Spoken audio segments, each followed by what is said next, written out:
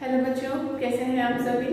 तो अपना अभी जो सेकंड चैप्टर है ये भी समाप्ति के कगार पर है ना।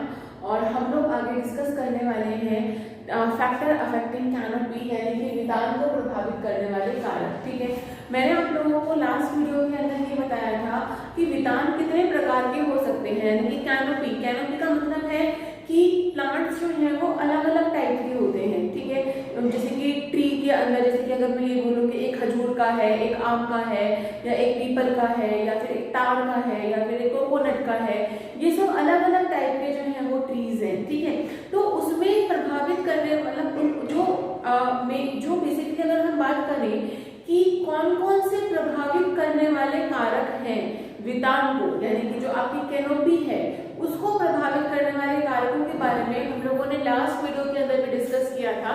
अभी भी मैं थोड़ा सा आपको उसमें बताना चाह रही थी कि सबसे इंपॉर्टेंट फैक्टर यहाँ पे आता है कि मेन एक्सिस की वृद्धि, यानी कि मुख्य अक्ष की वृद्धि, जो कि एक बहुत ही इंपॉर्टेंट और मेन फैक्टर है कि मुख्य अक्ष जो है, यानी जो मेन एक्सिस है वो कितना बड़ा ग्रो कर रहा है, कितना लंबा ग्रो कर रहा है, कितना बड़ा ग्रो कर रहा है, उसी के ऊपर सारे फैक्टर्स डिपेंड करते हैं। ठीक है भाई, अगर जो मेन एक्सिस है वही अगर इतना सा रह गया तो उसमें आगे और ब्रांचिंग ही नहीं हो पाएगी, समझ रहे हो ना चीज। और अगर मेन एक्सिस जो है वो बहुत बड़ा हो गया तो आगे जो है वो ब्रांचिंग भी हो पाएगी। चलिए नेक्स्ट इसके अंदर अगर हम बात करें मुख्य अक्ष से शाखन के प्रकार, यानी कि जो आपका मेन एक्सिस है उससे किस तरह से ब्रांचिंग निकल रही है, कौन कौन सी ब्रांचिंग और किस किस तरह से ब्रांचिंग निकल रही है, तो उसके टाइप्स क्या क्या है, मतलब किस तरह से ब्रांचिंग निकल रही है, नीचे से निकल रही है, ऊपर से निकल रही है, या फिर हर तरह से निकल रही है, या बिल्कुल टॉप मोस्ट में जाके निकल रही है, तो वो ब्रांचिंग किस टाइप के बारे में है उसके बारे में भी हम लोग यहाँ पे बात करते हैं कि ये भी एक बहुत बड़ा फैक्टर है किसी भी कैनोपी को अफेक्ट करने वाली चीज में। थर्ड आता है कि विभिन्न शाखाओं की मुख्य अक्ष पे व्यवस्था। जैसा कि मैंने अभी थोड़ी देर पहले कहा कि जो मेन एक्सिस है उस पे जो ब्रांचिंग हो रही है उसका अरेंजमेंट कैसा है, उसकी व्यवस्था कैसी है, मतलब कि सर्पिल आकार में है, कुंडलित आकार में है, ये सब चीजें हम लोगों ने इससे पहले पढ़ी हुई हैं। ठीक है, तो उसकी व्यवस्था के ऊपर भी अगर हम लोग बात करें वितान प्रभावित करता है। फिर आता है शाखाओं में पट विन्यास, कि जो पत्तियां हैं उनका अरेंजमेंट कैसा है, जो लीव्स है उनका अरेंजमेंट किस प्रकार से फैला हुआ है, किस तरह से वो अरेंज कर रही है। तो ये भी एक मेन मतलब अगर हम बात करें कि बहुत बड़ा फैक्टर है कि शाखाओं में पर्ण विन्यास जो होता है वो किस प्रकार से होता है। लास्ट आता है पत्तियों की आकृति और दिशा, आकार एवं दिशा। भाई देखो, अगर नीडल टाइप की है समझना, अगर सुई के आकार की है तो वो ऐसे ऐसे लटकी हुई होंगी। ठीक है, दूसरे आकार की है तो वो इस तरह से होंगी, खिली खिली होंगी। ठीक है, तो डिपेंड करता है कि पत्तियों की आकृति कितनी है, कैसी आकृति है, उनका आकार किस टाइप का है, वो किस दिशा के अंदर किस प्रकार से उनका अरेंजमेंट है। तो ये सारी चीजें अफेक्ट करती हैं किसी भी कैनोपी के बारे में। अच्छा, दूसरी इंपॉर्टेंट चीज यहाँ पे ये आती है बात कि अगर हम ओवरऑल बात करें कि किस तरह से जो प्लांट्स होते हैं उनके टाइप्स क्या क्या होते हैं। कुछ जो होते हैं एकदम ताड़ के बड़े बड़े वृक्ष होते हैं, कुछ जो होते हैं बहुत छोटे से होते हैं, एक ही उसमें घिरे हुए होते हैं, कुछ पीपल के होते हैं। तो यहाँ पे अगर हम बात करें कि जैसे कि बहुतक्षी या संधिताक्षी, यानी कि अगर हम बात करेंगे सिम्फॉइडल या फिर मोनोपोडियल प्लांट्स के अंदर जो इनका ब्रांचिंग का टाइप जो होता है वो भी टोटली डिफरेंट हो जाता है। That is depend on the किस चीज के ऊपर डिपेंड करता है, उनके विभोजक टिश्यूज के ऊपर डिपेंड करता है, उनके मेरिस्टेमेटिक टिश्यूज के ऊपर डिपेंड करता है। अच्छा, अब क्या होता है कि किसी एक जगह पे आके, जैसे कि अगर मैं ये बोलूँ कि जो बहुताक्षी जो होते हैं उनकी एक लिमिटेड उसमें आके ना वृद्धि जो होती है वो रुक जाती है, उसके बाद वो ग्रो नहीं करते, फिर उनकी ब्रांचिंग होती रहती है। लेकिन जैसे कि यूकेलिप्टस है, यूकेलिप्टस कितना बढ़ जाता है, बहुत ही लंबा हो जाता है, बहुत ही आगे बढ़ जाता है। तो ये चीजें डिपेंड करती हैं, किसके ऊपर डिपेंड करती हैं कि बेसिकली जीन्स क्या है, फैक्टर क्या है, क्लाइमेट क्या है, लीफ क्या है, ये सब चीजें भी बेसिक चीजों पे भी और डिपेंड करती है। जैसे कि अगर मैं ये बोलूं कि ये भी अकेले अफेक्ट नहीं करते हैं। ठीक है, ये भी चीजें अफेक्ट करती हैं कि उसकी आनुवांशिकी क्या है, मतलब क्या हुआ कि ऐसा तो नहीं है ना कि कोई श्रब है, कोई झाड़ी है और वो ट्री बन जाएगी, नहीं करता। तो डिपेंड करता है कि वहाँ की आनुवंशिकी कैसी है, ठीक है। दूसरा आता है वहाँ का मौसम कैसा है, ठीक है। जैसे कि अगर मैं ये बोलूँ कि हम ये सोचें कि राजस्थान के जो थार का मरुस्थल है वहाँ पे साहब बड़े बड़े वृक्ष हो जाए, क्या ऐसा हो सकता है? नहीं हो सकता। तो ये सब चीजें उनके क्लाइमेट पे भी, यानी कि उस मौसम पे भी, उस जलवायु पे भी डिपेंड करती है। किस पे डिपेंड कर रही है? ये क्लाइमेट पे, ठीक है। दूसरी बात ये जीन्स पे डिपेंड कर रही है। अच्छा, तीसरी इंपॉर्टेंट चीज आती है कि यहाँ पे अडेप्टेशन किस तरह की है, यानी कि अनुकूलता।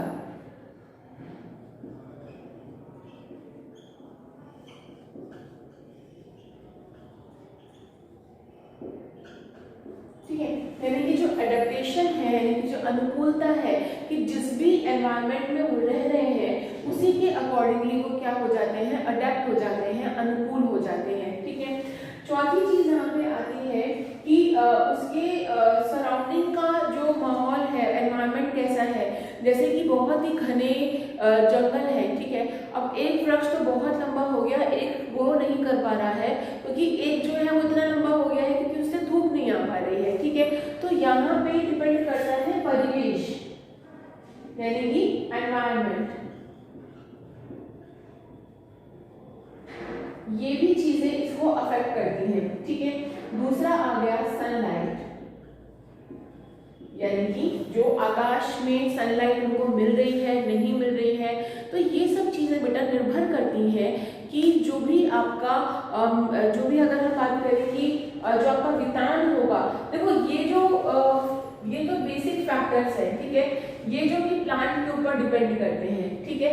और ये जो फैक्टर्स हैं ये बाकी अदर हैं, दूसरे फैक्टर्स हैं जिनके बेसिस पे ही क्या होता है? वितान जो होता है वो ग्रो करता है, कैनोपी जो होती है वो आगे ग्रो करती है। तो बेटा इसका एक बार स्क्रीनशॉट ले लो, फिर हम आगे चलते हैं।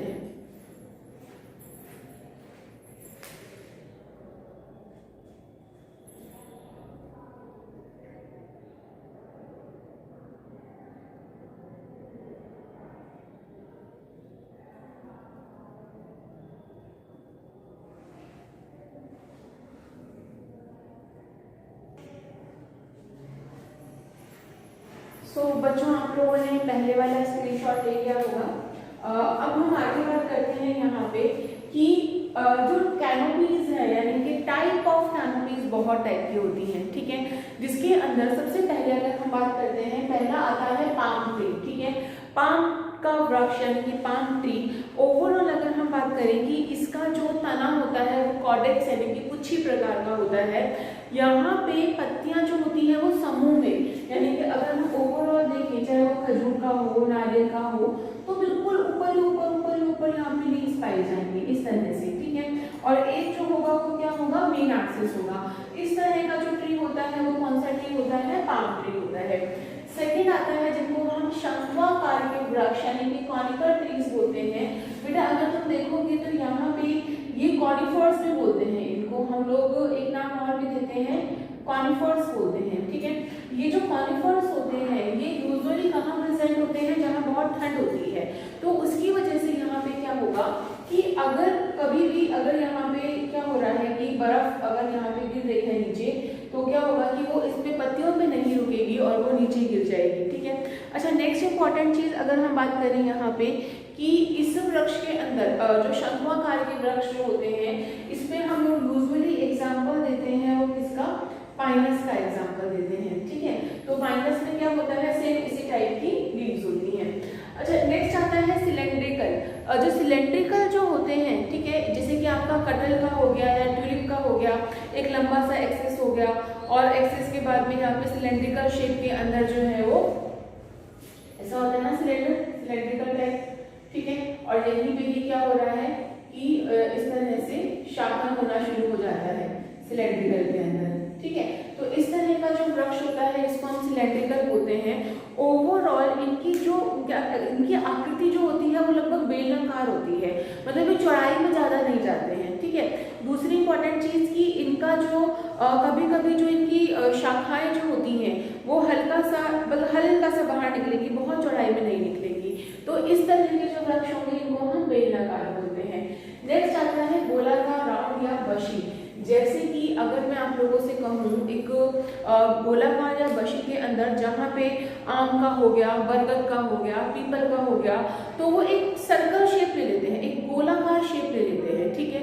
और उस शेप की वजह से हमको ऐसा लगता है कि बहुत ही गोलाकार शेप में एक जो ट्री है वो डेवलप हो रहा है, ठीक है। नेक्स्ट आता है छत्राकार यानी कि अम्ब्रेला शेप, ठीक है।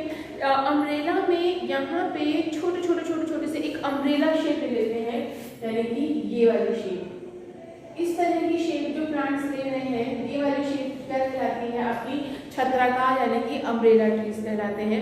अच्छा, सबसे इंपॉर्टेंट चीज यहाँ पे याद है कि आपका गुलमोहर का वृक्ष हो गया, ठीक है। यहाँ पे जो लीव्स होती हैं वो प्रॉपर वे डेवलप होती हैं, ठीक है, और इनकी दिशा की वजह से ही इनकी शेप जो होती है वो कौन सी हो जाती है, अम्ब्रेला शेप हो जाती है। तीसरे आते हैं कलांतित नत वृक्ष, ठीक है, आई एम सो सॉरी, कलांतित वृक्ष को हम ड्रूपिंग ट्रीज बोलते हैं। अगर हम उदास होते हैं तो हमारा चेहरा कैसा हो जाता है, यूं लटक जाता है, ठीक है। तो इसीलिए इसकी पत्तियां जो होती हैं ये लटकी हुई होती हैं, ये बेचारी बहुत परेशान होती हैं, रो रही होती हैं, इसीलिए इसको हम एक नाम और देते हैं, इसको हम वीपिंग ट्री भी बोलते हैं।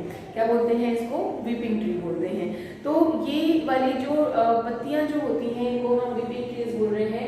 और कल्प वृक्ष जो होता है जिसको हम पगोडा ट्री बोल रहे हैं, ये एक तरह से जैसे कि बुद्धिज्म के अंदर जो अगर हम बात करें कि एक बड़े बड़े जो ट्रीज होते हैं, बहुत बड़े बड़े ट्रीज जो होते हैं जिनको हम क्या बोल रहे हैं, कल्प वृक्ष बोल रहे हैं।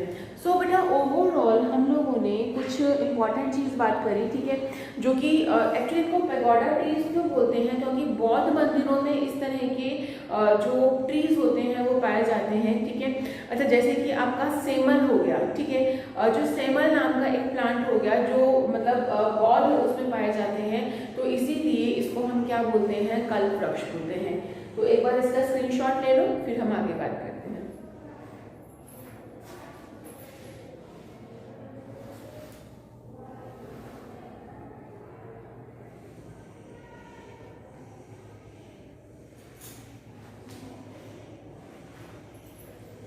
यस बेटा, तो आप लोगों ने इसका स्क्रीनशॉट ले लिया होगा,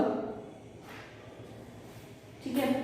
तो अगर हम बात करते हैं कि इसके बाद में ओवरऑल कुछ ट्रीज जो ऐसे होते हैं जो कि बहुत ही बड़े या लंबे ट्रीज होते हैं, ठीक है, जिनको हम क्या बोलते हैं कि एक यूकेलिप्टस का ट्रीज है जो कि बहुत ही लंबा जाता है, जिस ट्री को हम मिरेडी ट्री बोलते हैं, और ये लगभग 112 मीटर ऊंचा चला जाता है। कुछ ऐसे होते हैं जिनकी एज जो होती है, जिनका जो उम्र जो होती है वो बहुत ही ज़्यादा होती है, जैसे कि एक पाइनस एरिडेटा नाम का एक प्लांट है, एक ट्री है जिसकी उम्र जो है लगभग 4000 पूर्व वर्ष का वो नापा गया, मतलब आका गई है, उसकी जो एज है वो इतनी पुरानी नापी गई है, ठीक है। सो ओवरऑल यहाँ पे देखो इस चैप्टर का ये एंड है, तो इस चैप्टर के अंदर आपको बेसिकली टर्म्स याद करनी है कि इन्फ्लोरेसेंस किस टाइप का होता है, किस टाइप की चीज़ें होती हैं, किस टाइप का यहाँ पे वृक्ष होते हैं, कैनोपी किस टाइप की होती है, टाइप ऑफ प्लांट कौन कौन से हैं, तो इसके बारे में इस चैप्टर के अंदर हम लोगों ने पढ़ा है, ठीक है। अब यहाँ पे इस चैप्टर के अंदर आप लोग अपने नोट्स बनाइए, ठीक है, और इसके अंदर जैसे कि अगर मैं ये बोलूँ कि सबसे पुराना इंडिया के अंदर कौन सा है, तो हम लोग ये बोलेंगे कि एक वनस्पति उद्यान शिवपुर के अंदर एक प्लांट है, ठीक है, जिसमें एक बरगद का पेड़ है और जिसकी उम्र जो है वो लगभग 3500 साल पुराना पेड़ है वो। तो मतलब इनके जो ये टर्म्स हैं वो कई बार आपसे पूछी जाती हैं कि भाई वो सबसे पुराना ट्री कौन सा है, सबसे लंबा ट्री कौन सा है, तो इसको याद करके चलिएगा, ठीक है। अब हम नेक्स्ट चैप्टर पढ़ेंगे जो कि बहुत ही इंपॉर्टेंट चैप्टर है आप लोगों का, जहाँ पे हम ऊतकों के बारे में पढ़ेंगे, यानी कि टिश्यूज़ के बारे में पढ़ेंगे कि कौन से टिश्यूज़ किस किस टाइप के होते हैं। सो कल का वीडियो बिल्कुल अच्छे से अपना पेन पेपर लेके बैठा करो, और जब भी मैं आपसे कहती हूँ कि बेटा आप लोग क्या करो कि स्क्रीनशॉट लिया करो, तो एक रफ बुक बना लो जहाँ पे मेरे स्क्रीनशॉट्स को आप लिख लो, तो उससे क्या होगा कि आपके एक फुटनोट्स बन जाएंगे, तो जब भी आप रिवाइज करोगे तो आपको इजीली चीज़ें जो है वो याद होनी शुरू हो जाएंगी, ठीक है। Thank you so much for watching, बहुत बहुत धन्यवाद आपका कि आपने टाइम देके ये पूरा वीडियो देखा। Thank you so much. अपना बहुत बहुत ध्यान रखिए और हंसते रहिए। Thank you.